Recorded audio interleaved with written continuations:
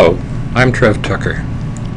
The following presentation, which I've called From Stenoses to Fatigue and Scleroses, is an application of the physics of fluid dynamics to blood flow in the brains of multiple sclerosis patients. This is part one of a three-part presentation. Question might be asked, why apply physics to medicine? The reality is that the flow of blood is governed by the physics of fluid dynamics, and blood is indeed a fluid, so its flow is going to be governed by the laws of physics. But the analysis of blood flow in multiple sclerosis patients based on the physics of fluid dynamics has never been carried out. This presentation provides some evidence that the flow and pressure characteristics predicted by fluid dynamics match characteristics observed in multiple sclerosis. Some preliminary observations. The ideas put forward in this presentation are only scientific hypotheses or theories. They're not yet proven. To prove these hypotheses and to have these ideas broadly accepted, the simple physics models described here should probably be further developed, and the theoretical results that they generate must compare favorably to the results of independent clinical trials. I have tried to take the science out of this presentation, take the specialized language that scientists tend to use. The reason being that I think many viewers may not have recently opened a textbook on the physics of fluid dynamics or a textbook on cardiovascular physiology. So I've tried to make it as easily understood as possible by using simple demonstrations rather than equations and derivations. If you feel that this presentation is of use to you, please feel free to share the link, or if you are a webmaster of a grassroots MS website, please feel free to establish a link here. A very quick comment about multiple sclerosis now. Multiple sclerosis is in reality grammatically incorrect. The plural for sclerosis is the word scleroses, so if you have many of them, multiple scleroses would be grammatically correct. Or alternately, more than one sclerosis would also be correct. The observation I would make in this is this simple error has propagated through generations, and it may simply be an example of what can be handed down on faith from one generation to another. Sometimes there is a requirement for a fresh insight. Presentation breakdown or table of contents is as follows.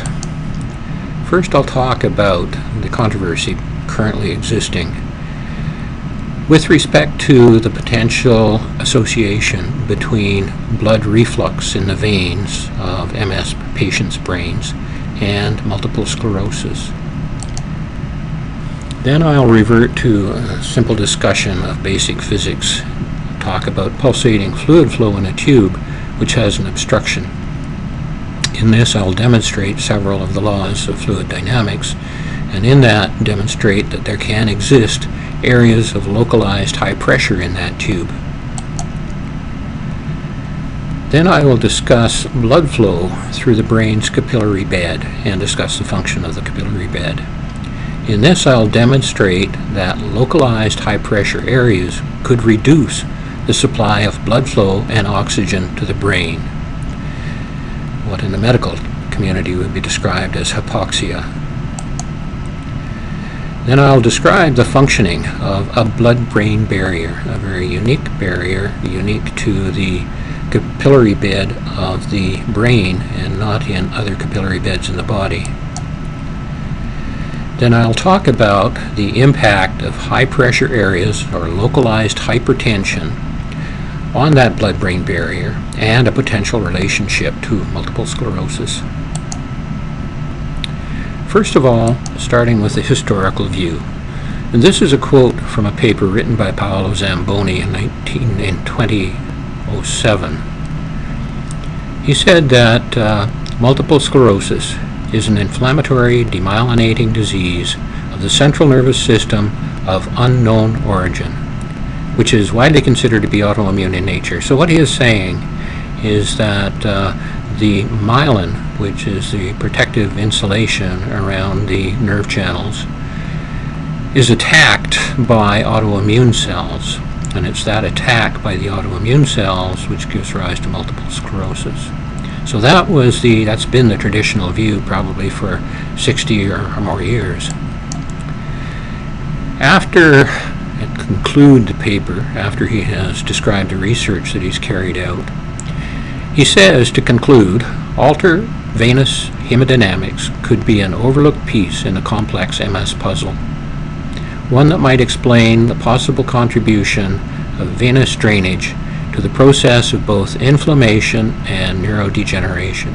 So he's saying here that the change in the blood flow in the veins from the brain could contribute to the attack by autoimmune cells on the myelin and the generation of the inflamed areas or the scleroses that occur in multiple sclerosis patients.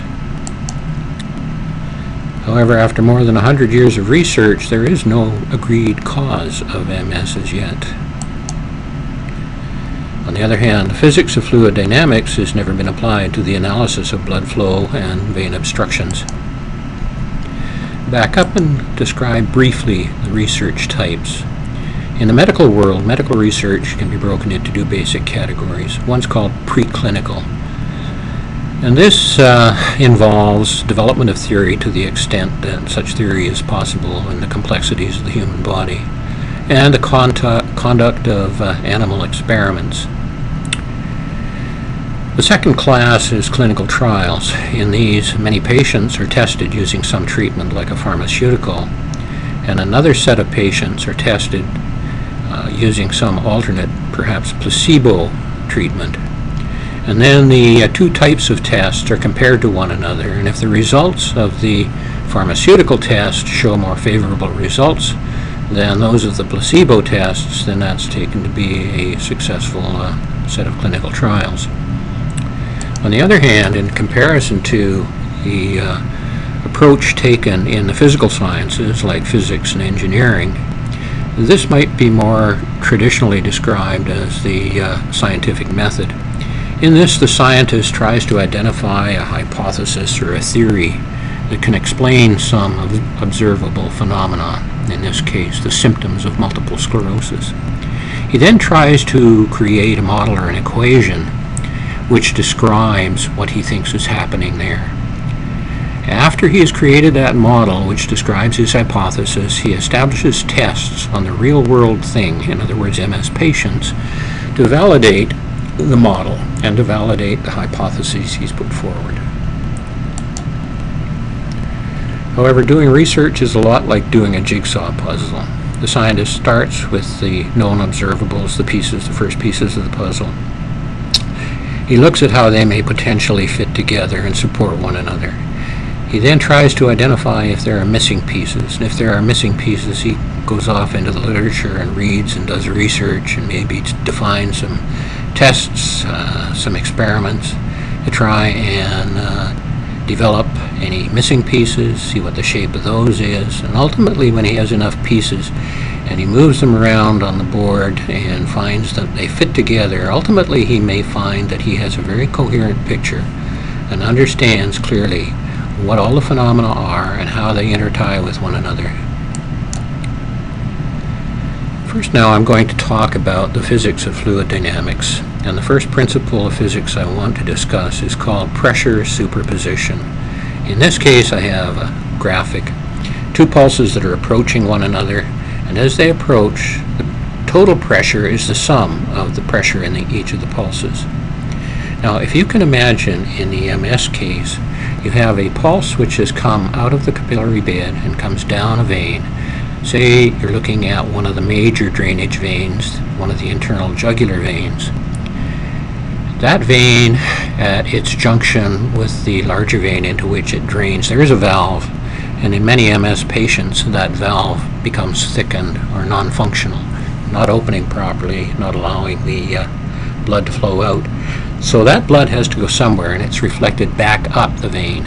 So now we have the situation I've just shown you in this graphic, where we've got two pulses crashing together, one going forward and one going backward, and that creates a high pressure area at a particular point in the vein.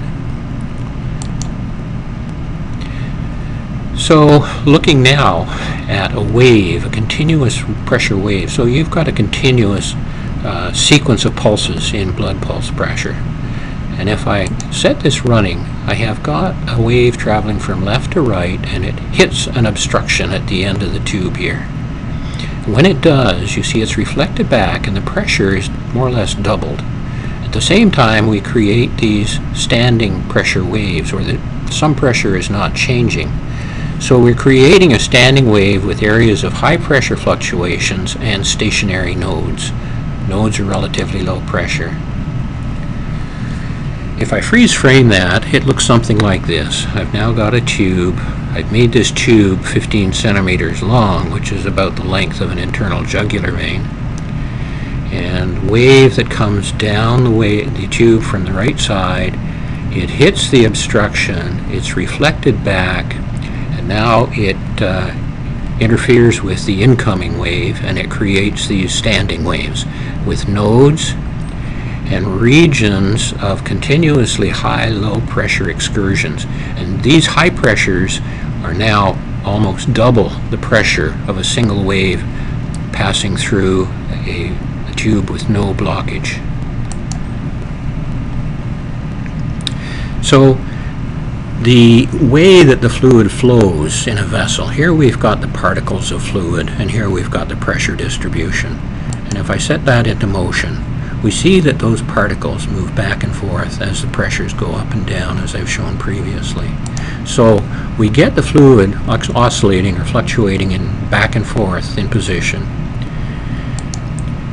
And if I compare that to one of the observables in multiple sclerosis, this is a quotation taken from a presentation made by Dr. Mark Hake, who's an MRI specialist. And he gave this at the Hubbard Conference in May in California. And what he said, and this is a consequence of a discussion he was having with Paolo Zamboni back in Bologna in February. He says that the veins can show reflux, literally oscillations that go positive, negative over time. So this is exactly what he's talking about, the flow of these particles moving back and forth as time goes by.